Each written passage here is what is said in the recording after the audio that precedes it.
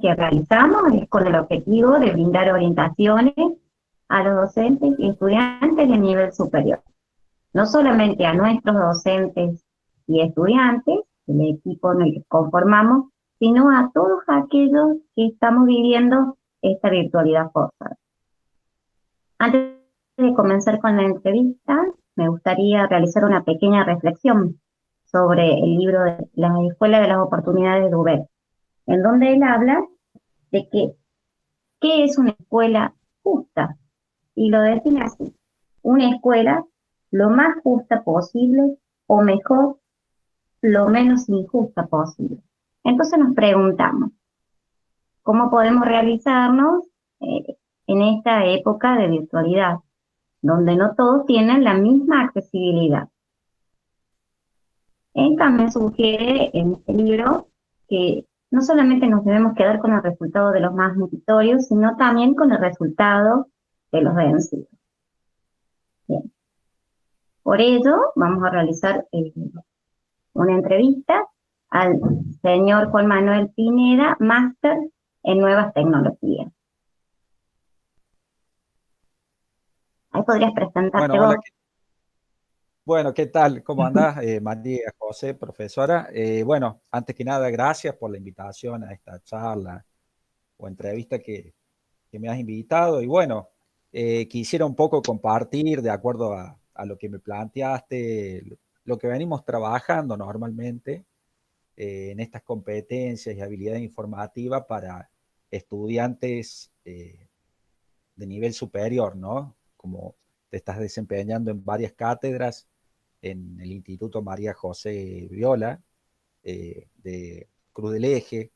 Eh, Así que, bueno, lo que quiero es compartir un poco los conocimientos y que puede ser útil estos recursos, estos tips que les vamos a tratar de entregar a los alumnos a la hora de buscar información en esta maraña informativa que hay actualmente. Y bueno, estamos en una situación muy particular porque estamos viviendo una cuarentena donde no tenemos acceso a lo que es la educación presencial, ni tampoco a recursos como bibliotecas, por ejemplo. Yo te comento, soy bibliotecario.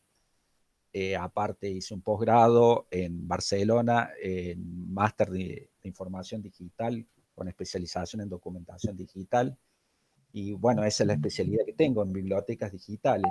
Y bueno, hemos visto la necesidad que hay ahora actualmente en todo este mundo virtual de encontrar recursos que sean fiables y que sean veraces y de calidad para el alumnado, que es algo que normalmente, profesora, mucho no se trabaja porque no hay dentro de las cátedras, digamos, o no hay una cátedra específica hacia esto, sino que algunas cátedras pueden llegar a tocar en alguna unidad, pero debería ser algo, digamos, que se trabaje esta alfabetización informativa, que se trabaje constantemente y que tenga, digamos, una continuidad desde el nivel inicial al nivel superior, ¿no? Por ejemplo, nos topamos con estudiantes que hay veces que nunca han pisado una biblioteca, ya sea porque en todo su trayecto educativo no han tenido esa oportunidad, ¿no?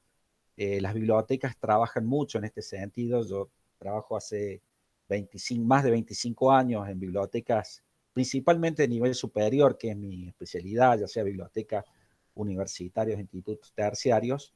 Y cuando el estudiante sabemos que llega al nivel superior, nos topamos con que nunca han asistido y bueno, las bibliotecas cumplen esa función importante en transmitir estos conocimientos y habilidades informativas tan necesarias en lo que se denomina hoy la sociedad de la información y del conocimiento. Y más en esta virtualidad forzosa que está actualmente. Así que principalmente la charla va a ser de unos 30 minutos de acuerdo a las preguntas que me habías planteado, digamos, vamos a tratar de responderlas. Así que me planteaste tres preguntas, digamos. Un poco la voy a las voy a mencionar, que serían cuáles serían los sitios de información confiables que podrían aportar en esta virtualidad forzosa. ¿Qué criterios son necesarios para la búsqueda de información y también qué consideraciones podríamos aportar, digamos, a los estudiantes, ¿no? De nivel superior del Instituto de Cruz del Eje de Córdoba? Bueno, acá vamos a presentarlo. Hemos hecho un PowerPoint como con algunos puntos que van a hablar sobre este tema, ¿no? Como para que le pueda ser útil y un poco lo puedas compartir en los estudiantes, ¿viste? Así que no sé si tenés te va surgiendo alguna otra inquietud en esto de, de esta charla que vamos a hacer, profe.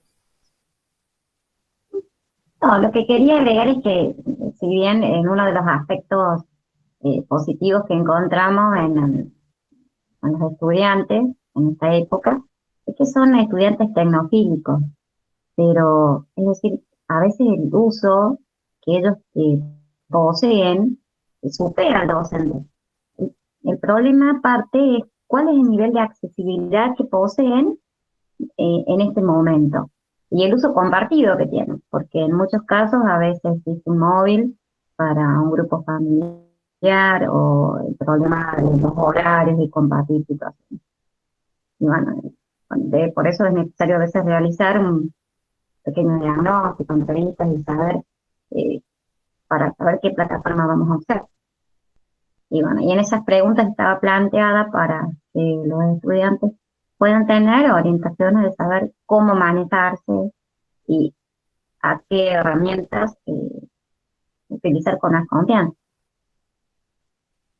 Exactamente. Bueno, eso vamos a tratar de plantear estos recursos informativos en la charla. Y bueno, ahí es importante decir con lo que planteó profesora que si bien los nativos, como se denomina, nativos digitales, de acuerdo a lo que dijera alguna vez Mark Prensky, estas personas que nacieron, digamos, ya en una generación donde las nuevas tecnologías estaban omnipresentes en toda la actividad humana, ¿no? Así que es como que ellos se criaron y se educaron con el uso tecnológico. Pero de todos modos se han hecho investigaciones y estudios en Estados Unidos y en otros países que uno se topa, y bueno, los mismos docentes los pueden observar, que a pesar de tener la tecnología muchas veces y que tienen mucha habilidad para ciertos tipos de uso de ciertas aplicaciones, de ciertas herramientas, también hay un desconocimiento bastante pronunciado en general en muchísimos alumnos. Es más, en Norteamérica, de acuerdo a un estudio que se hizo, el 90% no tenía las suficientes habilidades informativas y a veces hasta tecnológicas, ¿no? Para el acceso a fuentes fiables que les puedan servir en su trayecto de estudiante y después como profesional. Así que hay veces que esa ductilidad que tienen y uso en nuevas tecnologías a veces no se traduce en lo que es la búsqueda de información y en el uso de ciertas aplicaciones, principalmente referido a la educación. ¿Se entiende? Bueno, eso más o menos Sí, el planteo que le hago, porque a veces uno cree que porque están con el celular todo el día, saben dónde acceder a fuentes confiables, ¿no? Bueno, el tema de la charla de hoy va a ser una introducción a las competencias y habilidades informativas para estudiantes de nivel superior en época de COVID-19 y confinamiento. Este nuevo hecho que está ocurriendo, de estar en cuarentena, de no poder acceder a bibliotecas, no poder a instituciones educativas, está acelerando obviamente el proceso virtual, ¿no? De educación. El uso de plataformas virtuales está teniendo realmente una utilización que no tenemos parangón, digamos, en las clases de virtualidad. que si bien se estaban haciendo, pero es como que todos los procesos se están acelerando de forma increíble con esto, ¿no? No sabemos todavía muy bien las consecuencias que va a tener o el impacto. Después de un tiempo sí lo vamos a estar viendo, pero indudablemente todos estamos percibiendo que la virtualidad ha tomado un uso realmente hoy por hoy en la educación casi es el 100%, ¿no? De virtualidad. Así que por eso creemos que más que nunca hoy estar alfabetizado informacionalmente es muy, muy necesario, ¿no? Bueno, ¿qué es lo que es Sí, esto de la... totalmente. Sí, sí, sí. No, iba a decir totalmente un antes y un después de esta cuarentena que estamos viviendo y que seguramente se va a tener que adoptar como una actividad ya obligatoria esto de la virtualidad para irnos formando en esto. Sin lugar a dudas. Creemos que va a ocupar un lugar mucho más importante, digamos, con respecto también a la educación presencial, ¿no? En esta virtualidad. Eh, y bueno, acá adquiere real mucho más importancia lo que es la alfabetización informativa, ¿no?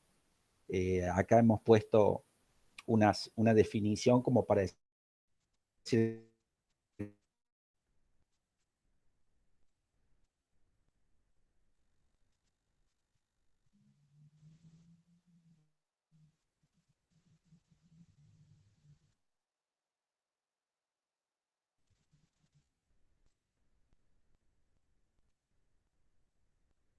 con capacidades, habilidades y actitudes que requieren los estudiantes en esta sociedad de la información y con alfabetización desde realmente el alumno, como le decía anteriormente, que es importante, es como un perfil más que se realmente en los perfiles profesionales ponen estas características que debe tener hoy el estudiante en la actualidad. Así que tiene que ver con esto, con estas preguntas que usted me hizo, que cuál serían la información realmente y cómo acceder y cómo encontrarse y cómo pararse en el mundo digital, ¿no? Es realmente una postura ante tanta avalancha informativa. Fíjese en estos días cómo ha adquirido la preponderancia de estar alfabetizado también con respecto a las informaciones falsas que han circulado, por ejemplo, en todo esto de la pandemia, ¿no?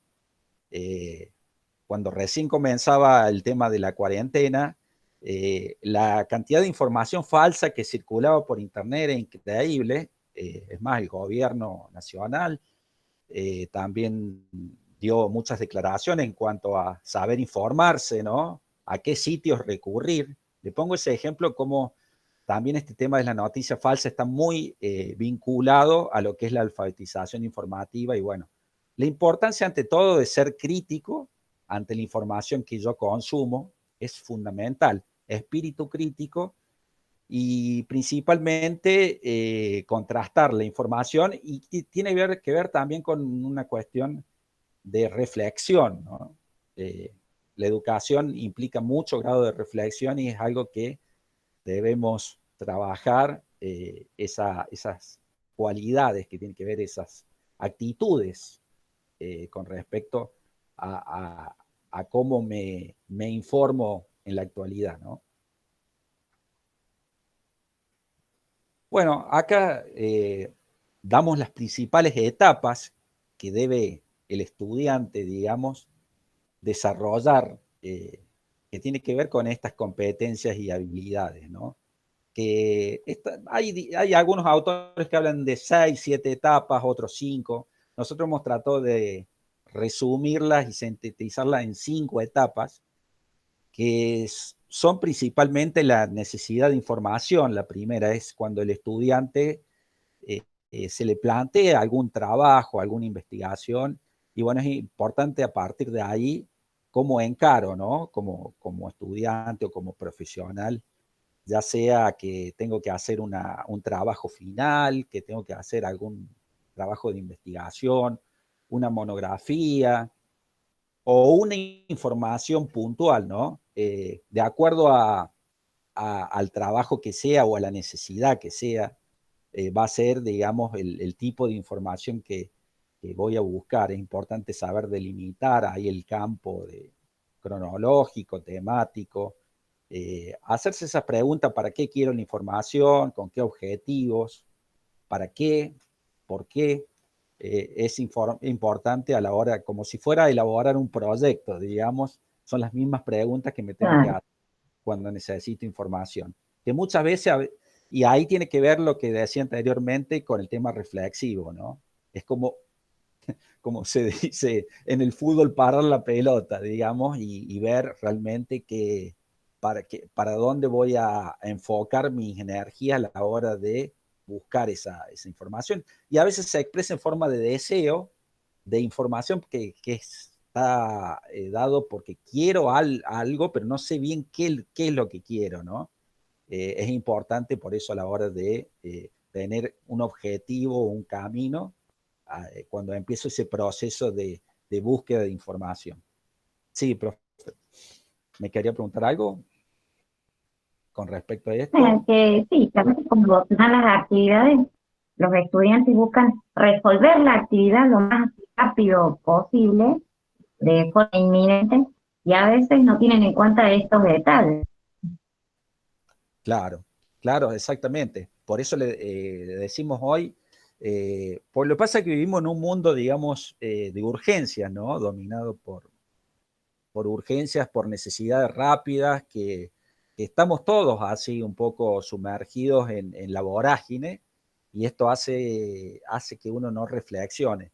Fíjate que la reflexión es necesaria para toda decisión, ¿no? Y esto de las competencias y habilidades comienza primero por una toma de decisión. Así que es importante decirle al alumno que un poco piense en qué sentido voy a apuntar y voy a resolver esa necesidad que tengo de información que se plantea ante un determinado problema, ¿no? Si quiero comprar algo, ya tengo una necesidad de información.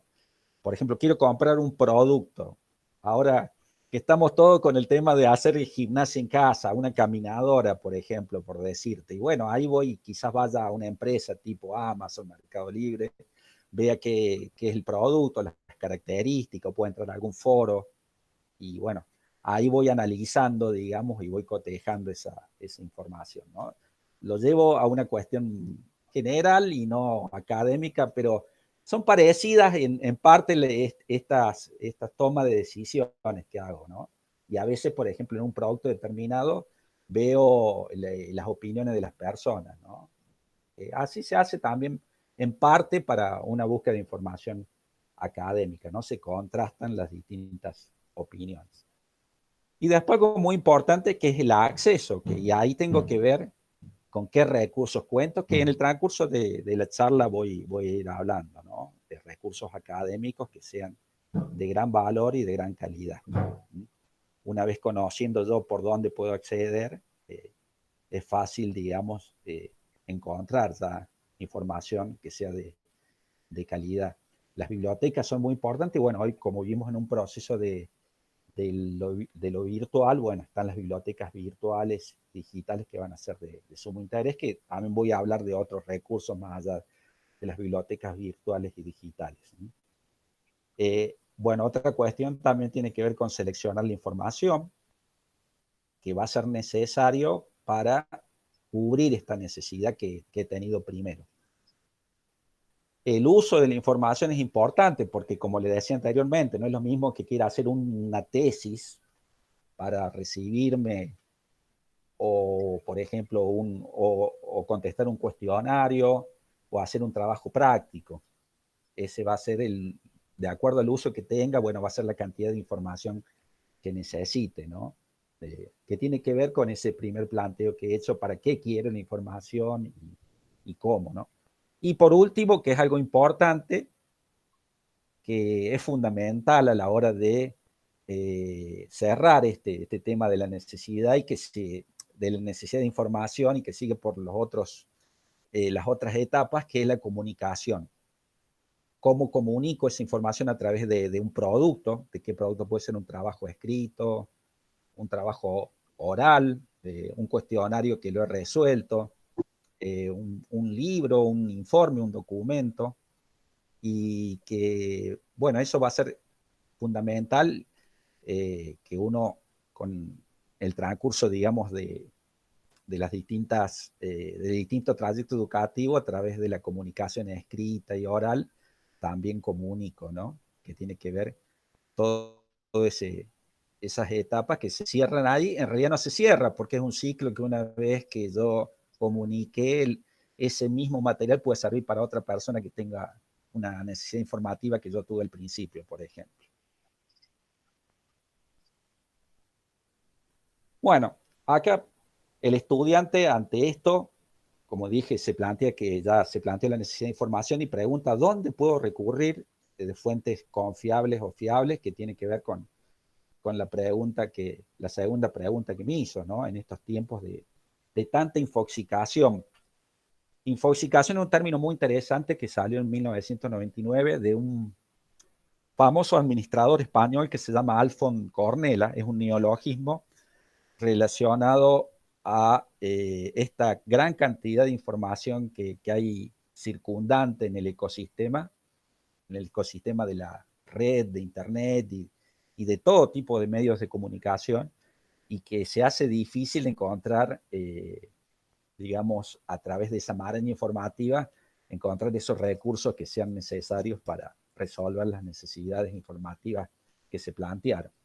Así que esa es la gran pregunta que se debe plantear el estudiante, y bueno, trataremos de resolverlo en esta charla, o por lo menos de intentar de presentar algunos recursos que sean importantes para su vida académica.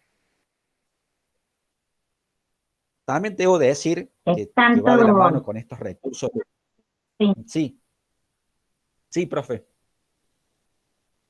Esto es el nivel de información que se recibe, que sí es una indicación, al nivel que Sí, muchos se escriben por mensaje privado, los estudiantes que dicen, profe, ya estoy, no sé dónde buscar, y tanta información, que a veces hasta me produce estrés el ver tanto como la y, y la idea es saber a dónde puedo recurrir.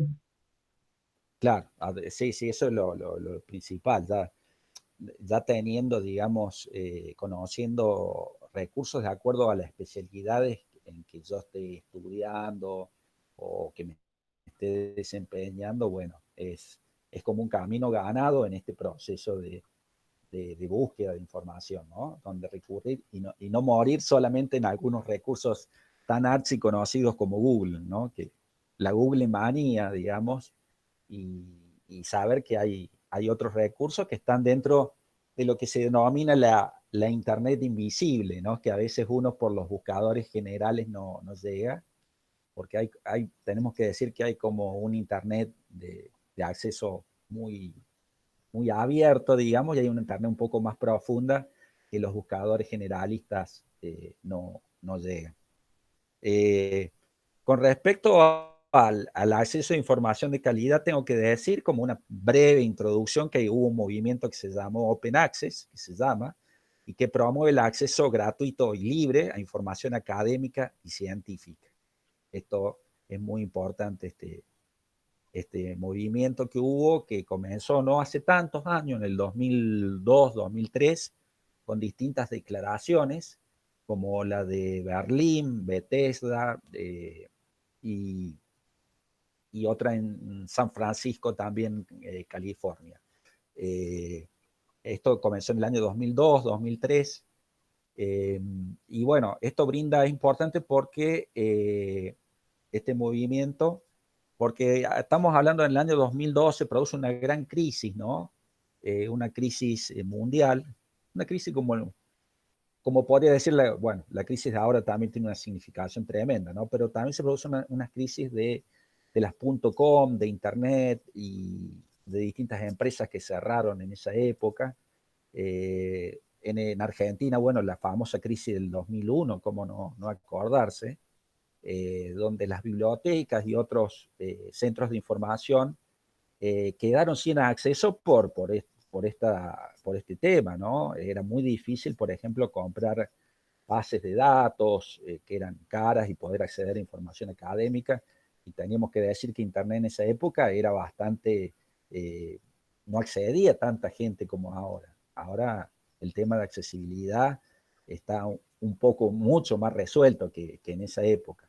Por lo cual comienza a haber un movimiento, por decir, contestatario, similar al de software libre, que intenta que las personas, individuos con una conexión a Internet, sin barreras tecnológicas, económicas, puedan acceder en forma gratuita y libre a recursos científicos y académicos fácilmente, digamos. Hoy por hoy te puedo decir que el 40% de publicaciones académicas están en esta modalidad.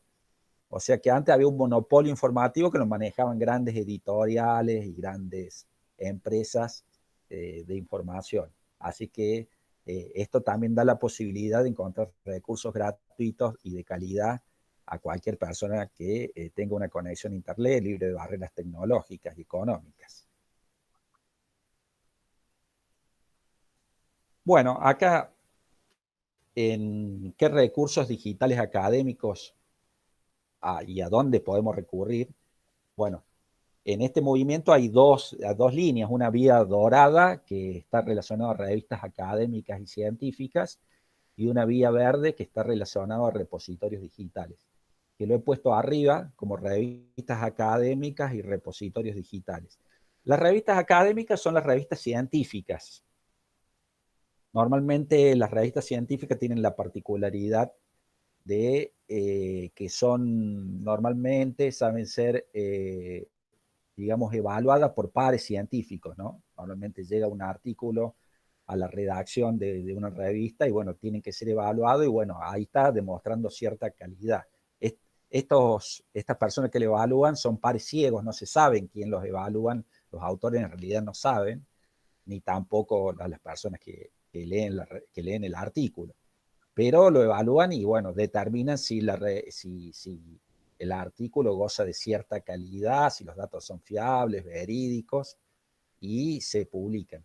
Te digo, pues yo trabajé en una secretaria de una revista científica en el Ministerio de Educación y Educación Superior, en la revista EFI, así que conozco un poco el recorrido editorial, ¿no? Esta es lo que se denomina vía dorada y que es información de muchísima calidad y donde las personas que estén interesadas pueden investigar y que están en acceso abierto y libre, digamos. Después están los repositorios digitales, que es similar a lo que sería una biblioteca digital, nada más que acá van las producciones o objetos digitales relacionados a lo que produce cierta universidad o cierta academia de donde depende el repositorio y donde está en acceso libre, ¿no? Puede haber en este caso documentos como programas de estudio, puede haber objetos relacionados a enseñanzas virtuales, puede haber investigaciones, tesis, todo lo que produce, por ejemplo, una universidad está en estos repositorios digitales. Después están las revistas divulgativas, que a veces no son de acceso libre, que son revistas que no tienen el carácter de la académica, pero sí tienen cierta calidad y no están redactadas en modo académico ni científico, sino con el fin de informar. O sea que una revista a veces divulgativa, por ejemplo, puede leerla cualquier persona, digamos, no hace falta ser un especialista en determinado tema. Por ejemplo, hay una revista, no sé si la conoce, que se llama Ciencia Hoy, que bueno, habla de distintos temas científicos en forma accesible, ¿no? Eh, por ejemplo, como hay, por ejemplo, Facundo Manes, el famoso doctor que habla de temas muy complejos, pero él lo hace en forma sencilla y divulga la ciencia, y hay otros divulgadores científicos, hay filósofos, médicos que tocan estos temas divulgativos y también escriben en revistas divulgativas, ¿no? Son recursos muy importantes. Después están los bloques académicos. los famosos blogs, todo el mundo sabe, son un recurso importante de la web 2.0, de esta web social, y en donde investigadores científicos comunican a través de escritos y en el formato del blog, ¿no? Que aparecen las últimas publicaciones primero y siempre se pueden recurrir. Por ejemplo, puede haber un blog que escriba un profesor del Instituto Viola y que sabemos que es un profesor que es especialista en un determinado tema y bueno, el alumno obviamente puede recurrir a ese blog. Sabemos que es una información confiable y de calidad. Después están las wikis. Esto de la wiki, la más conocida es Wikipedia, ¿no? Esta enciclopedia colaborativa donde cualquier persona puede escribir algún artículo, digamos, o alguna entrada, como se llama, y después, si llega a haber algún error, vendrá otra persona y lo va a corregir. Se basa en lo que es la inteligencia colectiva, ¿no? Hubo un estudio en la BBC de Londres que habló que la Wikipedia en inglés tenía menos errores que la enciclopedia británica, por ejemplo.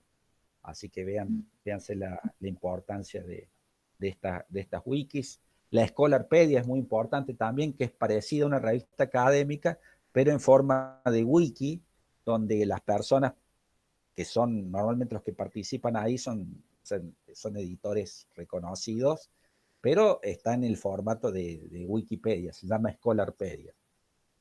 Y después están las bibliotecas digitales, que normalmente hay una confusión con repositorios digitales, y un poco voy a tratar de diferenciarla. Las bibliotecas digitales podemos encontrar distinto tipo de material. Es más generalista que el repositorio digital, que es muy hacia lo académico. En bibliotecas digitales podemos encontrar libros, libros recreativos, libros divulgativos, libros científicos, juegos, distintos documentos, digamos. Es más variado que el repositorio digital, que es todo lo que produce una institución académica. ¿Alguna duda, profe, que vaya surgiendo? Cualquier cosa me va diciendo, alguna acotación que quiera hacer. Bueno, y acá presento otros más, como para tener en cuenta los portales educativos también. Por ejemplo, el portal Educar, que lo administra el Ministerio de Educación, y hay otros portales también muy importantes, como el portal, después hay portales relacionados a distintos temas especializados, ¿no? Tenemos sistemas de información en línea también. Uno de los muy conocidos es Dialnet, donde se encuentran documentos, en muchos casos de acceso abierto, por eso lo pongo, y diversidades de documentos. Es como similar a un portal, nada más que mucho más académico y científico el perfil. Editoriales también, con esto de la pandemia, del COVID-19, muchas editoriales han presentado material gratuito, ¿no? Una forma de contribuir al acceso. Justamente me llegó una editorial muy interesante de distintas temáticas, pero me llamaba la atención que había mucho material de pedagogía social, había novelas, distintos escritores independientes que se presentaban y era totalmente gratuito. También el otro día también escuchaba la editorial del Consejo Federal de Educación, también de México, también mostraba material también muy interesante. Después están las redes sociales académicas, como Academia Edu, Script, después está Mendeley, que es una red social también que funciona y también sirve para citar información, muy interesante. Buscadores especializados también encontramos. Esto un poco como para salir de Google, ¿no? De quedarnos ahí, y bueno. Y otros recursos que puedan ser de mucho interés, plataforma de libros electrónicos, entre otros.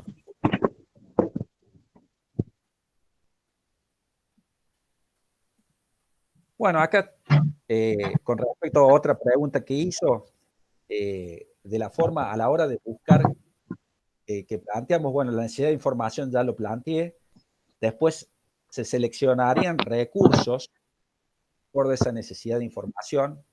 Obviamente yo ya conociendo con qué puedo disponer y dónde puedo encontrar, puedo ir ya entrando en el paso de seleccionar recursos que sean de calidad, ¿no? Otra cosa muy importante son las palabras a la hora de buscar información. Es importante que el alumno, el docente, el investigador, vea con qué palabras va a utilizar en la base de datos, en el repositorio, en la biblioteca digital, palabras que representen esa necesidad informativa que tiene, ¿no? Es como esa necesidad la va a plasmada y representada a través de las palabras clave. Es muy importante esto a la Eh, hora de buscar. Y sí, ¿me quiere preguntar algo? Se cortó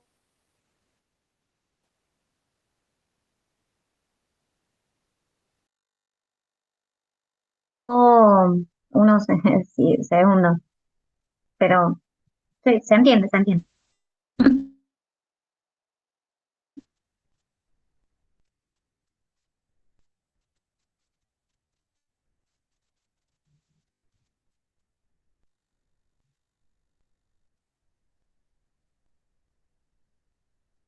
Estaba hablando es de las palabras claves, que es muy importante. Después tenemos la búsqueda avanzada. Por ejemplo, Google tiene un formulario de búsqueda avanzada. Se utilizan también relacionado a refinar este tipo de búsqueda relación, que se denomina álgebra de Boole, que yo puedo buscar un tema y relacionarlo con otro tema, o un tema que no tenga otro tema. Eh, Realmente no personalizarla, que muchas veces no se llega a esto, el estudiante no llega a esta búsqueda avanzada. Google mismo, como le decía, tiene, y todas las bases de datos, los repositorios, todo buscador tiene esta opción, que es importante saberla manejar y utilizar, ¿no? Para sacarle más jugo y ser más pertinente en lo que busco, ¿no? Y otra cuestión relacionada también es el método de bola de nieve. Una vez que yo voy ya teniendo cierto material, puedo ir ampliando con otro material. Es como que se empieza a hacer un efecto dominó, ¿eh? Una vez que yo también puedo refinar la búsqueda a través de otras palabras claves, es como que voy ampliando el panorama, el abanico, que forma parte del proceso de investigación, algo que los libros de metodología de la investigación hablan mucho del método de bola de nieve, ¿no? Bueno, otras cuestiones importantes es que a veces el alumno se queda con el primer resultado, ¿no? Eso es, es clásico, ¿no? Va a Google y se quedó en la primera página, ¿no? O en los primeros resultados y no va más allá. Eh, en esto hay que ser constante, hay que ser, digamos, voluntarioso en el sentido de que la investigación no es algo que hablamos anteriormente, que sea una cuestión de McDonald's, que pido y ya me da el resultado, y lo tengo instantáneamente, ¿no? No es algo instantáneo, sino es todo un proceso, el tema de búsqueda, porque a veces puede ser que las palabras claves que utilicé no son las correctas o las convenientes, y bueno, tenga que reformular la búsqueda. La pertinencia es muy importante porque tengo que ver si los documentos que estoy recuperando en estos buscadores reflejan la necesidad de información que tenía. Si realmente es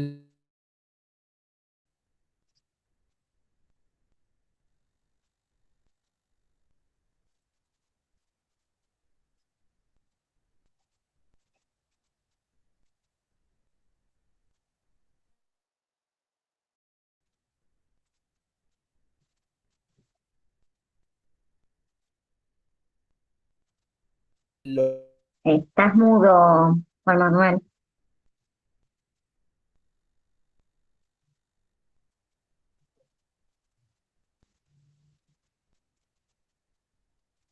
lo que yo estoy necesitando. Eso se refiere a ver, sí, reformular la búsqueda que hablamos ahí. Al bibliotecario, al docente, al especialista, que a veces no me da el resultado esperado, ¿no? Por eso ponemos al final preguntar, guiar, orientar y llegar a la información que realmente necesito. No estoy utilizando la carnada correcta, ¿no? Por ejemplo, en el Ike de Cruz de ya que son allá. Tengo que utilizar la carnada correcta. En esto es algo similar, porque tengo que utilizar la palabra clave correcta, haber planteado bien esa necesidad informativa para obtener un resultado esperado, ¿no?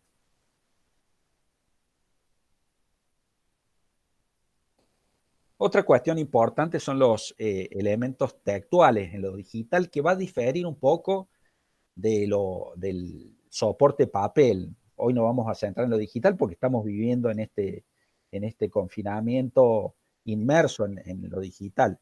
Así que a la hora de evaluar un recurso que sea de calidad, es importante tener en cuenta estos elementos, ¿no?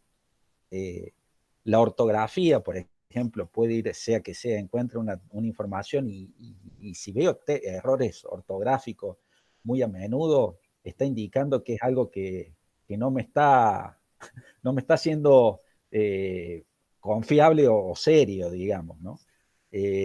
Y otra cuestión importante es si el contenido está actualizado, ¿no? Ver en lo digital también cuándo fue la última actualización. Por ahí hay temas que son muy recientes y necesitan, digamos, una actualización continua, ¿no? Si es una persona que tiene un blog para ver cuándo hizo su última actualización o una página web o el recurso que yo acceda, ¿no?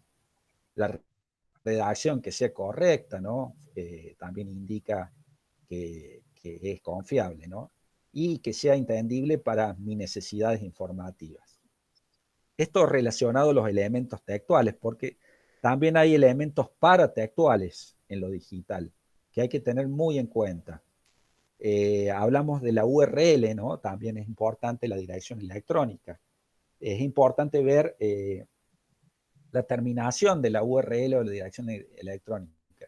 Si es edu, gov, org, bueno, edu va a estar relacionado a institutos educativos, ahí sí, algo que provenga de educación es algo muy confiable, o gov de gobierno, u org de organizaciones, ¿no? En cambio, las .com habría que verificar con otros elementos. Después tenemos la arquitectura de la información, es cómo van a estar distribuidos esos elementos dentro de una página web, por ejemplo, si los enlaces funcionan, por ejemplo, el hipertexto, si realmente está funcionando, si, y que está muy relacionado con el tema de si una página es amigable y si es y que tenga perdón, que tenga